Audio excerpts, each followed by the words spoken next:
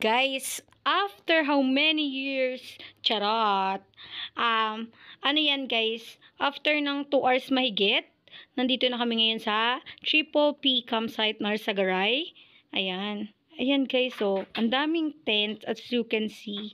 Kasama ko dyan yung partner ko, yung kaibigan kong dalawa. Ayan, Triple P Campsite. Sobrang ganda dito guys, nakaka-inlove. Ayan.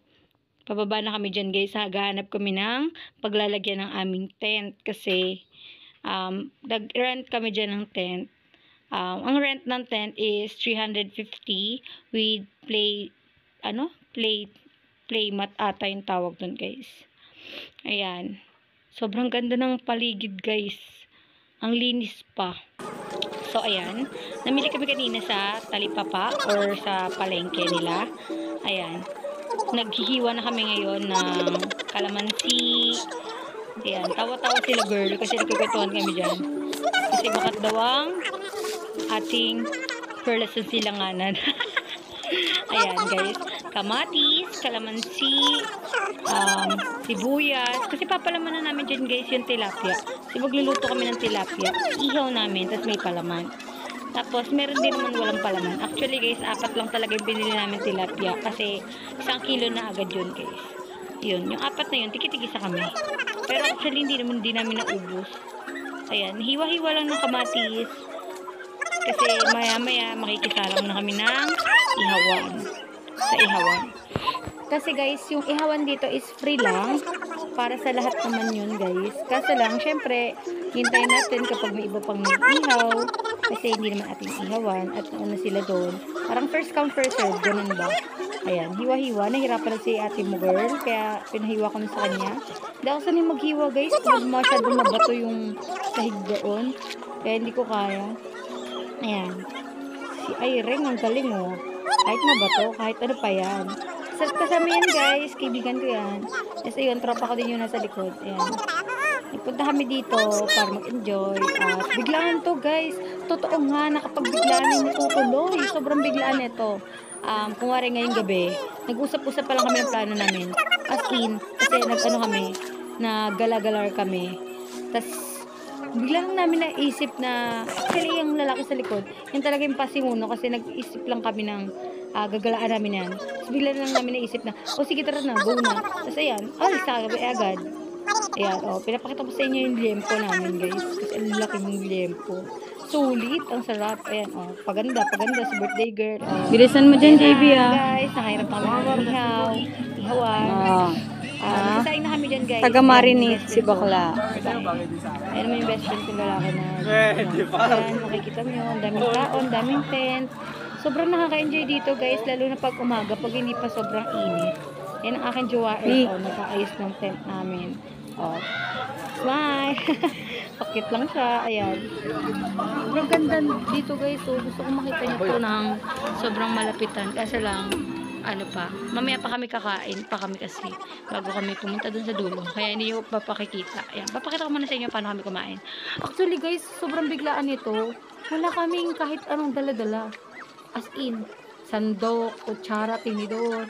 Wala talaga. As in, lahat yan, bili lang. Tapos, ang pinansasanto ko pa dyan, guys, yung hiniram namin na Tupperware. Kasi wala kaming sandok. As in, wala talaga. Ayan, naglapag lang siliyeng ng liempo. Ayan. So, ayan. Jowa ko, si Reng, si JB. Ayan, 4 lang kami. Pero actually, guys, kahit 4 lang kami, sobrang nakaka-enjoy. Sobrang nakaka-enjoy kasi biglaan.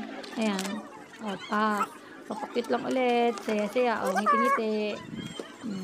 Kasi tama na, hindi na mag-video. Ayan, eto na. Nandito na kami, yan, paglalakad na kami kasi tapos na kami kumain. Ngayon, gagala naman kami dito sa park ng dulo. Dito kasi sa dulo guys, sobrang liwanag. Sobrang clear ng tubig. Ayan, sobrang clear ng tubig dito guys, sobrang ganda. Kaso lang talagang mabato siya guys. Siyempre, kung gusto mo mag-enjoy, is yan, makikita nyo guys, ang dami talaga. Ang dami nagsiswimming dito guys. Pumunta kami dito is, Saturday kasi yung birthday. Saturday and umaga, sobrang daming tao. Siguro may mga ng Friday. nag-overnight ng Friday, umaga sila umuwi. Tapos meron din ulit na may mag-overnight ulit. So, ayan guys, malapit na kami sa pupuntahan namin. Ayan. Ayan, sobrang mabato guys. Tapos yung chinelas ko pa dyan guys is may takong. Kaya naiiwanan na nila ako. Nahirap na hirap talaga ako maglakad. Kaya kung ako sa inyo, pag pupunta kayo dito guys, mag-ano na lang kayo, chinelas na flat. Kasi hindi ko naman in-expect guys na ganito. Ayan, sobrang linis ng tubig guys, diba?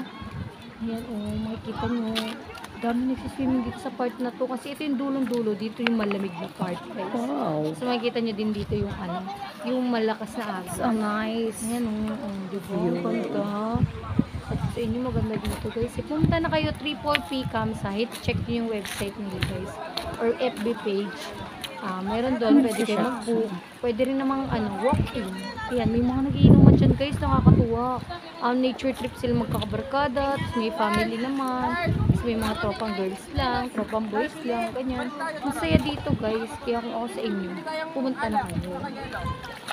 This is not sponsored guys ha. Wala pa tayong wala pa tayo sa ganyang stage. Nagsisimula pa lang tayo. Charot. Malay nyo, mapunta tayo dun sa stage na gano'n. Sumikip din tayo guys. Pagdating ng araw. Ayan, sobrang ganda niya dyan guys.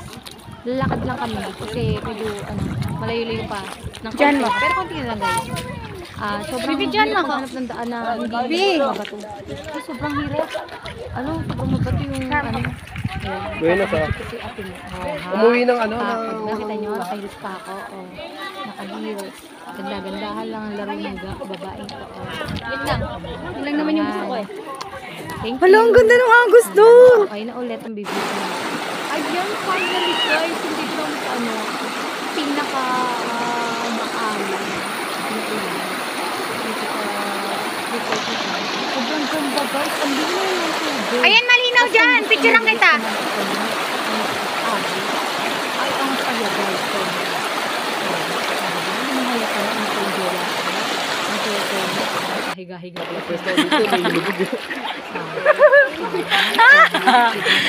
Maagos kami. Hindi ko man. Happy lang. Happy lang kahit mamamatay na. Nasa likod namin. Yan yung ibang nagpunta dito. Oh guys, dito naman yan sa sa front ng aming front. Ayan yung makikita nyo kapag hindi kayo naglakad. Kasi ng pinaka-front ng tent na yun, pwede na kayo dyan tumambog guys.